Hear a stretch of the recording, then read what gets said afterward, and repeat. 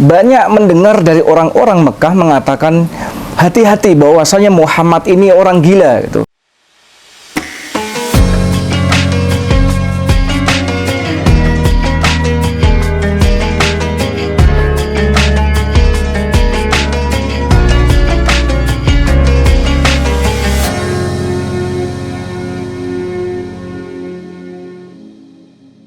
Bismillah, Assalamualaikum warahmatullahi wabarakatuh. Nah, kita kembali kepada segmen Ngamil, Ngobrol Enak Membahas Ilmu Langit.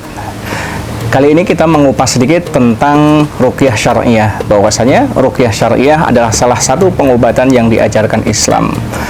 Apakah ruqyah itu memang sesuatu yang kemudian menjadi pilihan ataukah alternatif? Nah, bahwa sesungguhnya ruqyah adalah salah satu pengobatan ilahiyah, pengobatan yang turun dari langit. Sejarahnya adalah dulu ketika zaman sebelum Rasulullah SAW sebetulnya sudah ada yang namanya ruqyah. Kemudian datanglah Rasulullah SAW memurnikan dan membawa ajaran Islam sehingga mengatur tata cara ruqyah syar'i. Pada zaman dulu didapati bahwasanya ruqyah itu mereka mengikat ataupun meminta ataupun menyangkut pautkan dengan meminta bantuan kepada golongan jin dan sebagainya.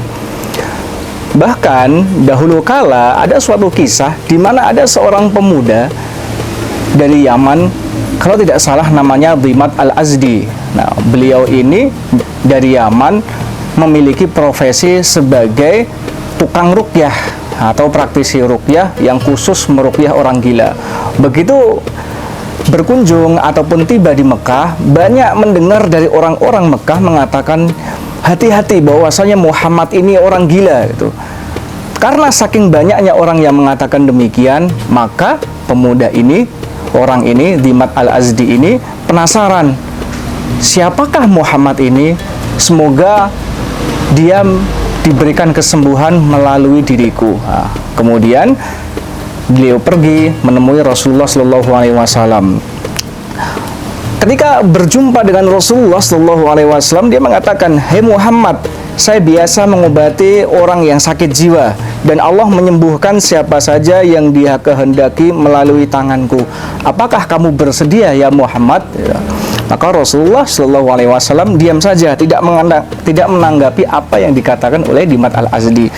Nah, namun Rasulullah saat itu kemudian bersabda, membacakan sebuah doa, "Innal hamdalillah nahmaduhu wa nasta'inuhu may yahdillahu fala mudhillalah wa may yudlil fala hadiyalah wa asyhadu an la ilaha illallah wahdahu la syarikalah wa anna Muhammadan abduhu wa rasuluh amma ba'du." Kemudian setelah Rasulullah SAW mengucapkan doa tersebut, mengucapkan pujian kepada Allah Subhanahu wa taala, pujian yang dibacakan oleh Rasulullah itu meresap ke dalam hati Dhimat Al-Azdi. Kemudian Dhimat mengatakan, "Tolong ulangi bacaan tersebut." Kemudian Rasulullah SAW mengulanginya sampai tiga kali. Kemudian apa yang diucapkan oleh Dhimat Al-Azdi ini? Dia mengatakan, "Sungguh saya telah mendengar ucapan dukun, sungguh saya telah mendengar ucapan tukang sihir dan penyair, dan saya belum pernah mendengar ucapan seperti ucapanmu tadi. Sungguh untaian kalimatmu mencapai kedalaman lautan. Berikan tanganmu, ku baiat kamu bahwa aku masuk Islam." Baru sekilas bertemu Rasulullah SAW, mendengar pujian Rasulullah, kemudian apa? Dhimat Al-Azdi masuk Islam. Ingat bahwasanya di sini profesi Dhimat Al-Azdi sebelumnya adalah seorang tukang ruqyah yang sering mengobati orang gila. Ini menunjukkan dalil bahwasanya sebetulnya sebelum zaman Rasulullah SAW sudah ada ruqyah.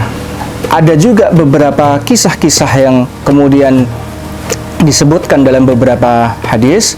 Kalau tidak salah ada salah satu sahabat Ubay bin Ka'ab atau yang lainnya, suatu ketika Rasulullah SAW didatangi oleh orang Arab Badui.